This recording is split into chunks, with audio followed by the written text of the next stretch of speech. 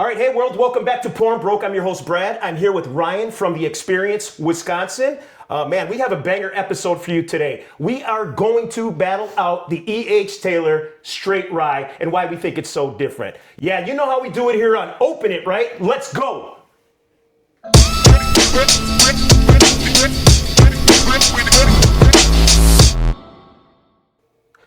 I'm here with Ryan from The Experience, Wisconsin, and you're on the episode of Open It, and this is exactly what we're going to do. Ryan, what do we have today?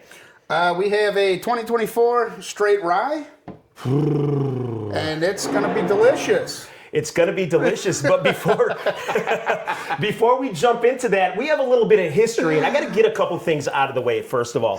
First of all, Ryan, tell us a little bit about how you got here on this journey, man. Oh, boy, that's a tough one.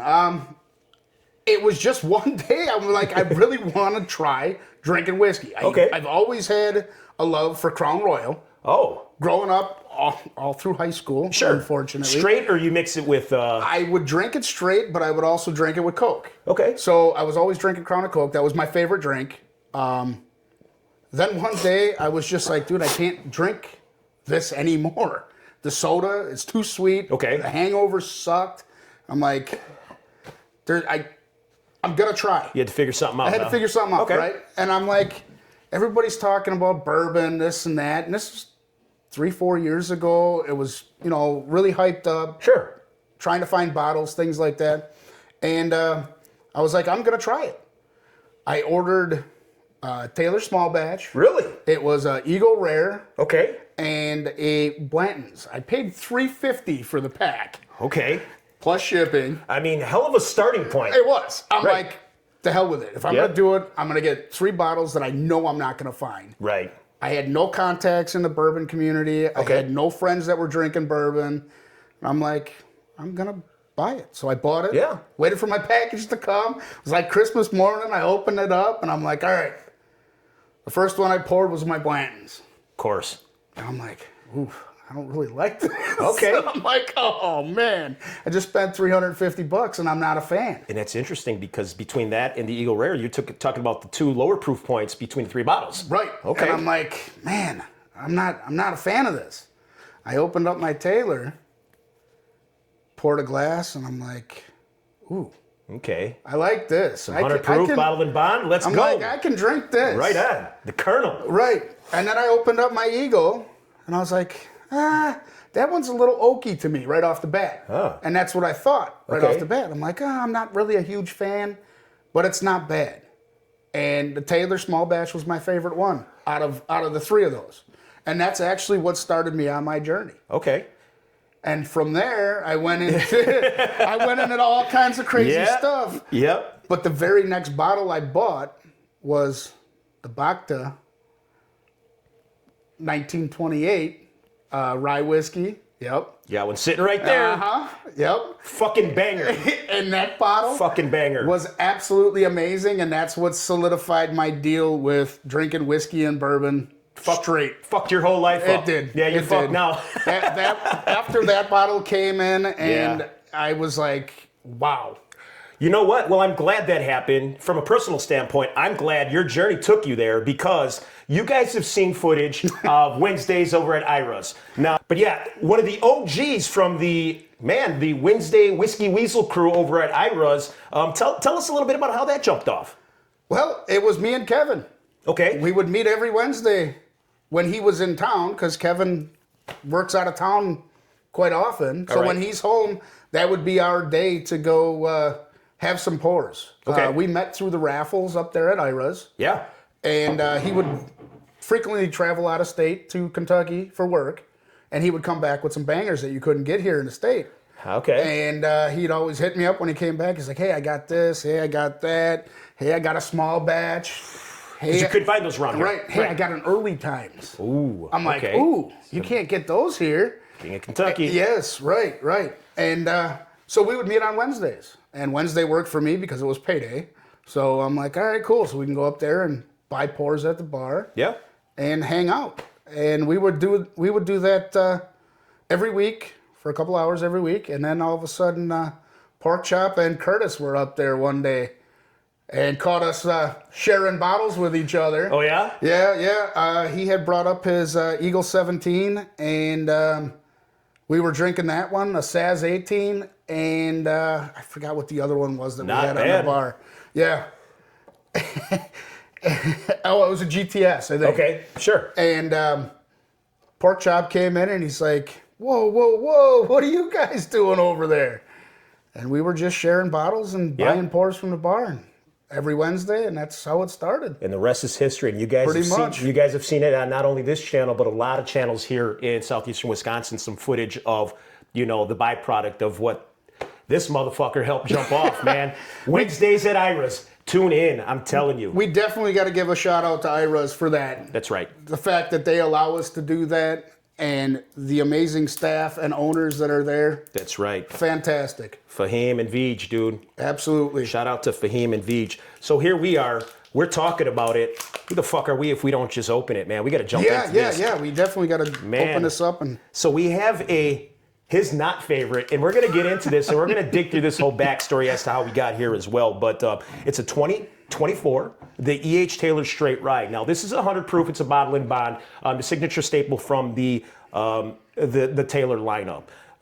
With this bottle, for whatever reason, Buffalo Trace does not release the mash bill makeup for this bottle. But what we do know is that it's the high rye, corn-free with malted barley. We're not sure what the percentage of the makeup is, but we know that's what it's made up of. No age statement as well, but what they say, obviously with being bottled and bond, it's a minimum of 4 years. But what they say, it's probably going to be right around a 9-year bottle. So the 2024, Ryan has some opinions about, man. And you know the rules here, man. We give you 2 pours. We're going to give you the neck pour, and then we're going to give you the pour that's been sitting around for about 10 to 15 minutes and see if there's any difference between the two and give you our opinions on both. While I pour out here, Ryan, tell us a little bit about your experience with the 2024. So when we were drinking and we started the Wednesday up at Ayra's, they had a 2022 behind the bar that we were drinking. Okay. And it was absolutely amazing. To me, it was like drinking strawberry Jolly Ranchers. Okay. I got all excited and had to go find a bottle of it. So I ended up getting myself a 2024. I opened it up, and it was, to my dismay, not very good at all. To me, it was definitely let's do them like this. Dill forward. There we go. The dill was the word I was looking for. It, to me, comes across as a dill pickle. Okay. And you know what? And we've battled that one back and forth, and I've seen it, and then I've not seen it, but then I've seen it as well. And it's funny because in our community, when we talk about this bottle, anybody mentions the word dill, Ryan's name gets brought up. So when we were kicking some ideas back and forth for an episode of Open It, I thought for sure we had to do this at some point. So I'm glad we're here doing this today. We do have a couple of these bottles available, but an Open It episode, we're going to do a fresh crack, and we're going to give you our honest opinion about these. I mean, the nose on this one is so spice forward, though. I mean, it's the Taylor. It's got the, it's really got, I shouldn't say spice forward. It's a little bit of spicy to it, but it's, there's some like baking note to that kind of darkens it out a little bit. It really softens it out. It's not a punch. It's not a punchy nose by any means. I mean, it's 100 proof, so I mean, it's not a heavy proofer. But you pick up a lot of what he says. You pick it up on the nose. It's like fresh cut hay, dilly scent to it. It's not like straight. Gamey, It's not like opening up a jar of dill pickles, but it's like it's there, and once it's in your head, it's stuck there. It's not bad. It's just it was not what I was expecting when I opened my bottle. Especially when you see E.H. Taylor on the bottle. Absolutely. It has such a fruit forward, sweet, nice punch. It's supposed to. It's supposed to, yeah. Right. And that's what when you think E.H. Taylor, that's what you think. And there's just so many mysteries behind this bottle. Like I said, there's no age statement. They don't give you the percentage makeup of the mash bill. We know what it's made up of, but we just don't know how much of what. So correct. So they just leave it up to people like us to do shows like this to tell you what the fuck we think. Yes. And here we are. I mean, the nose isn't great. No, the nose it's is not great at all. And actually, the first sip on this one wasn't that great as well. Yeah, it's definitely not the Taylor that I remember drinking at the bar. Man, it's really, and I've told people this before, the single barrel is my least favorite of the Taylor lineup. And because I have received some barrels that have gone the way of a single malt, I shouldn't say barrels, bottles that have gone the way of a single malt, meaning picking up some peatiness, and that's something I don't like in my bourbons. Okay. I'm not a Scotch guy. At some point, I may be, but right now I'm glad I'm not because, please, I have enough of a fucking problem right now as it is with bourbon. And that's the last thing I need on my plate is to go down that rabbit hole. So yeah, that would definitely. So I'm picking up some, peat notes to this. A lot of the ryes nowadays, they're man, so many ryes are so good and so sweet now. So much different than years past where they're real spicy and real kind of funky-ish. This one kind of brings back that spice and that funk. So when I say I didn't really enjoy it the first time around, maybe I was just more thrown off, expecting more of a sweet. Yes, from an E.H Taylor. Exactly. And I'm not getting that. Most of the ryes out there are very sweety, very fruity, just delicious, silky, smooth. Yeah. This one has, like I said, it's got that grassy, gamey kind of. Yes, just kind of like a funk to it, and you're like, there's a lot of finish on this one. There is, and not from a proof standpoint. So the hug isn't there, but the flavor is. Yes, and now I'm catching that. I'm catching the sweet starting to break through that spicy rye, like on my second or third sip now. So it's completely different than the first sip. Yes, absolutely. It does break through. But to me, I still have that dill flavor. Fresh cut hay, like the scent of hay or grass. Yeah, just straight off the farm. Right. Okay. Like you're driving down a country road and they're out there cutting the fields. Listen, this bottle, it's a bottle that's out there. It's not easy to find. It's not on a shelf anywhere. But if you've had this, drop a comment below. Let us know if you get the same thing. What he's onto something here by saying that. I got that. Maybe that's what I was trying to identify early on. I'm getting the sweet makeup the second time around. So there's an interesting combination there, probably by design. Definitely up for debate. So again, if you've come across this point, drop in the comments. Tell us how fucking wrong we are. This is just our opinion here on a neck pour. We're gonna dive into the second pour in just a few minutes here to see if we come up with some different results. It's a neck pour of a 2024 though. That's right. So like I said, the 2022 that I had after it was open tasted like strawberry Jolly Ranch. Who knows? Maybe if we have enough time in this episode, we might wrangle up another bottle and do a little bit more tasting. You never know. Sounds good to me. Finish that up and let's go break into the second pour in a few minutes. We'll be right back. All right, everybody, we're back. He's still here. He hasn't left yet, so that's a good thing. And the good thing is because we've had experience with this bottle, like we said, and we've had some back and forths. And what I was saying during the break is that this 2024 is nothing like the bottle you brought to Ayra's last time that lasted about 45 minutes before the whole team just devoured it. So what year was that one? It was a 2022. 2022. And that is one of my favorites. And my sought-after bottle. Okay, so I know, and we've argued this point in the past, and now I see where you're coming from. If we can get our hands on a 2022, we can definitely do the comparison. But right now, I do not remember any of these notes the last time I had it. And the last time I had it was the bottle that you had opened. Absolutely. And I think we wound up. I wound up drinking that the rest of the night. There was 100 bottles there, and that was the choice of the night. So. For me and a bunch of others as well, because I don't think that bottle made it home. No, that bottle did not make it home. That didn't last long at all. Well, again, on the first pour, like I said, I got a lot of the spicier kind of the rye, some of the baking spice kind of notes and things, and then to your point, a lot of the just some of the gaminess, like the farm feel, some of the grass, yes. some of the grass, and just some of the natural growing elements. But and it's not something you normally get off of most of the ryes that are out there now. No, man. I mean, it's literally it was reminiscent of the that farm strength Frey Ranch. I mean, it's a punch with it's a punchy flavor, but not punchy based off the proof point. No, You know what I right. mean? It Absolutely. hits you with something you're not sure if you like it or not, and in some cases you can. That can be hidden within the proof, but we're talking about a bottled in bond here. We're looking at 100 proof, so Right. there's not a whole lot there from the proof, but there's an awful lot there with some flavor. Now, whether it's the flavor you like and you That's exactly- seek out is why we crack these fucking bottles and give you our opinion. That's exactly it. It's not. It all depends on if it's what you're looking for or not. To me, I would pass on every 24. What did you get the second time around? Same thing. Same thing. It doesn't change for me, and that's, to be honest with you, I gave away a half a bottle of this to Pork Chop.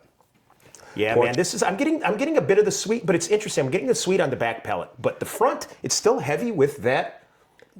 The sweet to me is almost like simple syrup in a drink. The flavor is up front, and you have a simple syrup flavor at the end. It has no flavor at the end. All the flavor is in the front of the palate, not on the finish.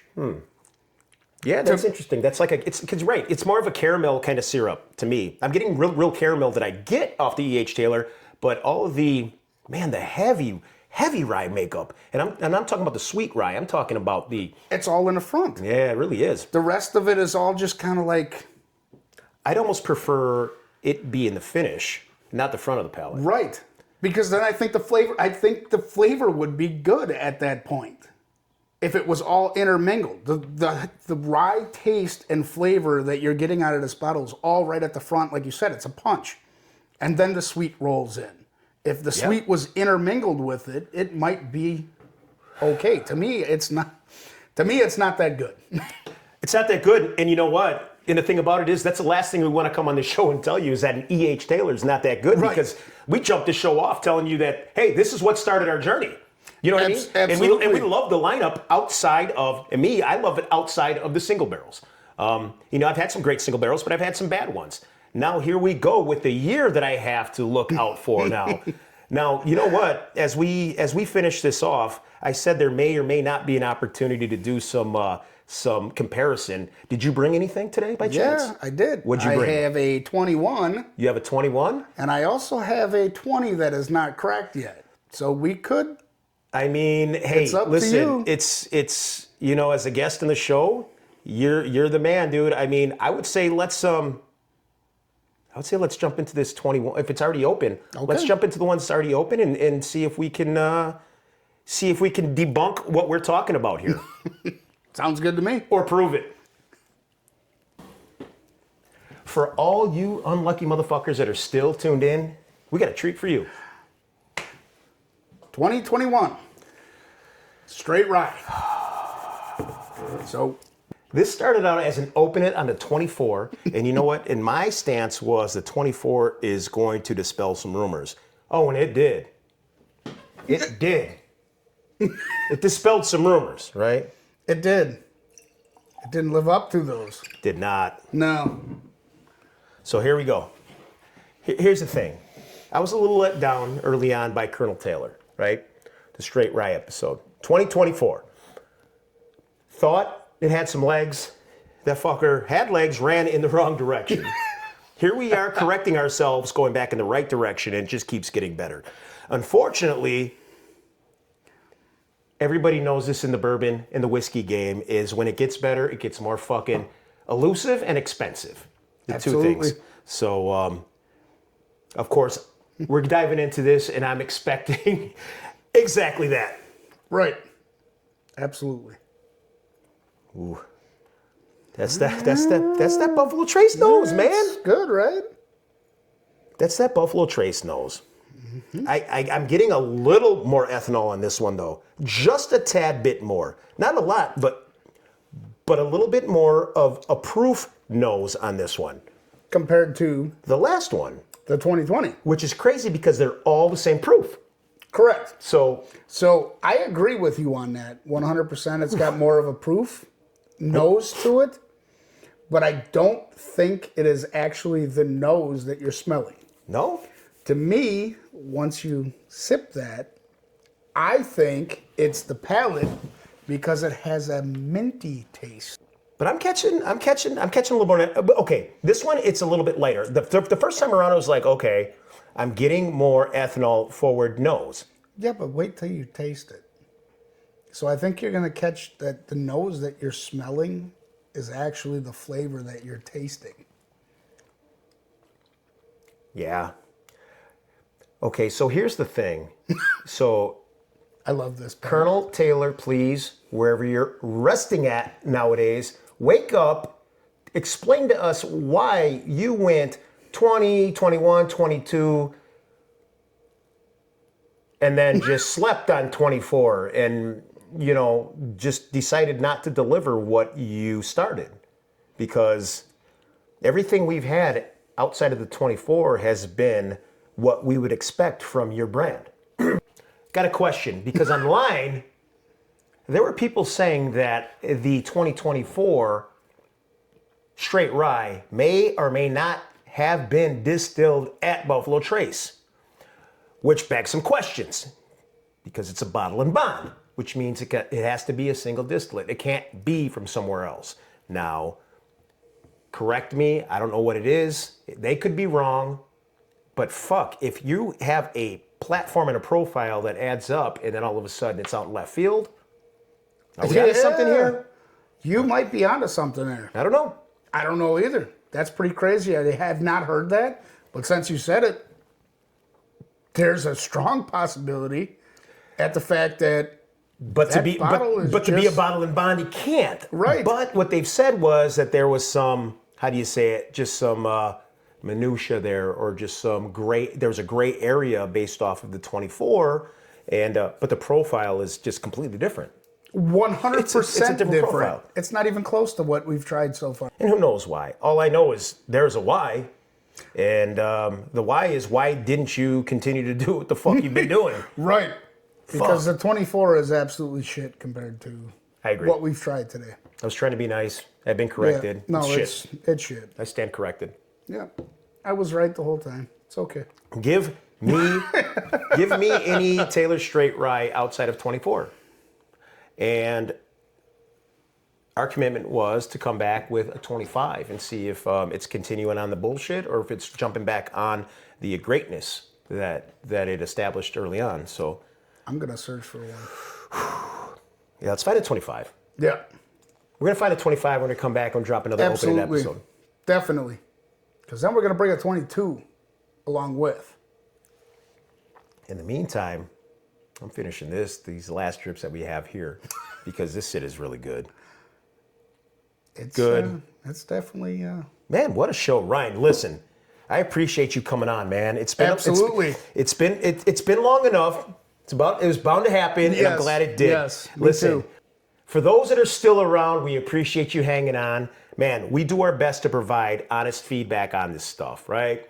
What a journey this E.H. Taylor brings you on. You know, this is something that we started with. It's something that we're in with now. And trust me, we don't want to say we don't like one of their products. It takes a lot for us to say something like that. But to give you your honest opinion, the 2024 sucks compared to the other ones. Now, if you're looking for the E.H. Taylor characteristics, the heavy fucking caramel forward, the sweet, that kind of stuff in the Ryes, stay away from the 24, especially at the price point. You know what I mean? Absolutely. If you can find anything prior to that, jump on it. And I promise you, you're going to agree with a lot of what we had to bring to the table today.